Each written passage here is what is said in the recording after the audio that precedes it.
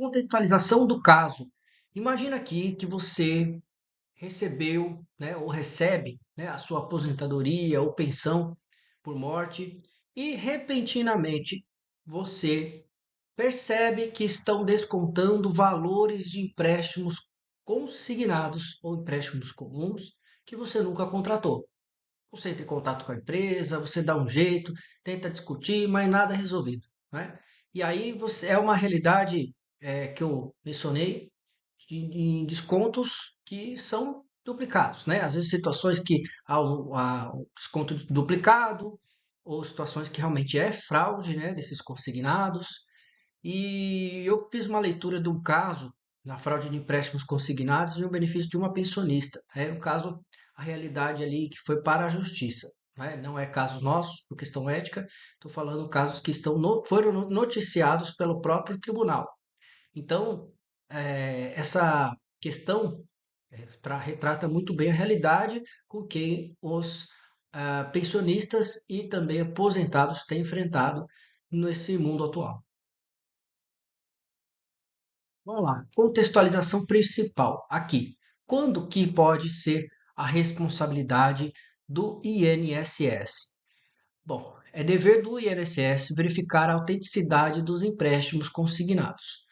Por que que eu digo isso? Eu vou dizer lá na frente a questão técnica, mas aqui vamos dizer numa conversa para você entender, tá? Primeiro, esses empréstimos, né, são devidamente autorizados pelo próprio INSS, né? E esses descontos estarão vinculados aos benefícios previdenciários.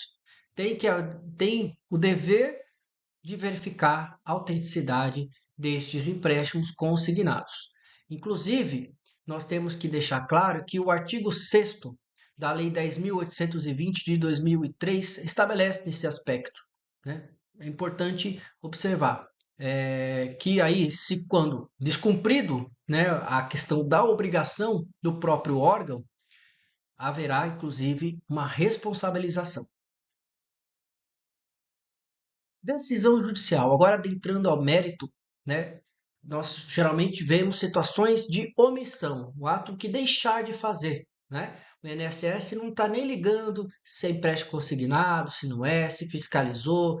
Claro, né, nós temos que observar por outro lado, é que na parte do dia a dia, vemos um grande problema, porque lá no INSS eles não têm estrutura adequada de pessoal, né, o nível, né, a nível autárquico federal, né, concurso público, mas isso não impede, né, de haver a responsabilização do órgão e também até da instituição financeira, né? Eu coloquei o banco e INSS foram condenados, né, a indenizar uma pensionista de forma solidária. Ambos devem pagar sobre esta questão, tá? O tribunal ele declarou os contratos fraudulentos como nulos, declarou-os como nulos e ainda condenou ambos os órgãos, né, o banco e o próprio INSS, por condenando as partes ao pagamento de danos materiais para devolução integral dos valores descontados e também ao pagamento de indenização por danos morais em R$ 10.000. Nessa decisão levou em conta o caráter alimentar do benefício e os transtornos ocorridos pelo pensionista. Aqui poderemos, esse exemplo claro, né, citar essa decisão do TRF3, né, que abrange o Tribunal Regional Federal de São Paulo e Mato Grosso, que atende dois estados, e aqui nessa situação houve a indenização que o INSS a pessoa foi obrigada, né, a buscar a justiça em busca dessa solução. Esse seria o problema, tá? Vamos lá. Impacto na vida do beneficiário. Eu citei agora há pouco sobre essa questão da pessoa ingressar com a ação, pediu a anulação, a nulidade daquele contrato devido ao contrato fraudulento. O que é contrato fraudulento? Inclusive é bom salientar, né? O contrato fraudulento é quando alguém utiliza, né, de dados e informações, faz um empréstimo em nome do beneficiário, seja aposentado ou pensionista, e aí nessa situação acaba tendo este grande problema. E, logicamente, quem ingressa com essa ação deverá provar que aquela assinatura não é dele, tem a sua questão de provas, né? Mas não é aqui o objetivo falar. Nós vamos falar sobre esse impacto na vida financeira. Primeiro que esses descontos indevidos, eles privam o pensionista, o aposentado, de seus recursos essenciais para a sua sobrevida, sua sobrevivência, né? A justiça, ela reconheceu que a falha do INSS, ao não verificar a documentação apresentada pela própria instituição financeira, e, sem sombra de dúvidas, essa decisão acabou, inclusive, atendo, né, trazendo sob a responsabilidade que contribuiu diretamente para o prejuízo do próprio beneficiário. Além disso, o processo causa, de fato, um desgaste emocional e financeiro, né? A vítima acaba precisando reunir documento, registrar um BO, ingressar com a ação, reaver esses direitos, né? E aí nós vamos falar um pouco mais à frente sobre esse ponto. Bom, eu falei lá sobre a questão de jurisprudência e direito do segurado, lá que a gente falou da decisão, né?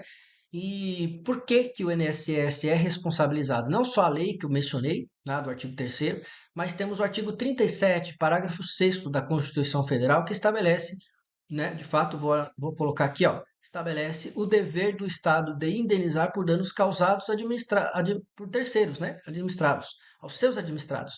Então, esta falha, né, essa omissão de não ter analisado a documentação para verificar quanto à viabilidade dessa situação, ocorreu de forma omissiva, né? Isso existe esta responsabilização na própria Constituição Federal e também nas legislações seguintes.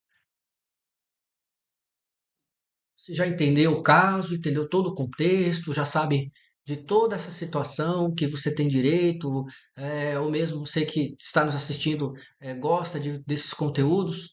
Bom, aqui eu trago um passo a passo sobre o que você deve fazer antes de ingressar com a ação. Tá? Antes de você ingressar com a ação, você deve fazer todas essas questões aqui. Primeiramente, reúna provas, extratos e documentos. Depois, registre um BO, um boletim de ocorrência. Tá? Você pode ir na delegacia ou você pode tentar fazer online. Tá? Se for a depender do estado onde você se encontra, faça um boletim de ocorrência conforme a orientação da própria delegacia. Tá bom? Segundo ponto, terceiro ponto, né, aqui, consultar um advogado. Para quê? Para que ingresse com esta ação, inicie uma ação contra o INSS e contra a instituição financeira, para que consiga pedir a nulidade do contrato, devolução dos valores que foram descontados indevidamente e, terceiro, indenização por danos morais. Bom, vamos lá para o último e próximo slide. Aqui, nosso encerramento, né?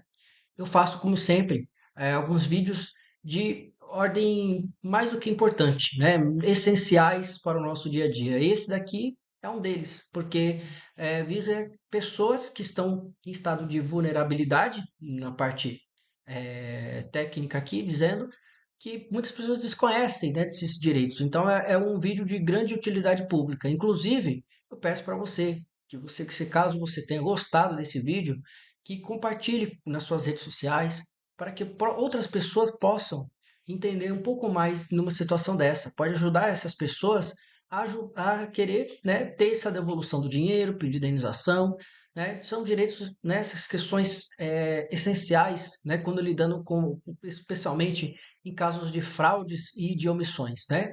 Então é muito importante que vocês compartilhem esse vídeo. Se caso também tenham gostado também de fato, curta, se inscreva no nosso canal e ative os sininhos para receber mais notificações de conteúdos como este.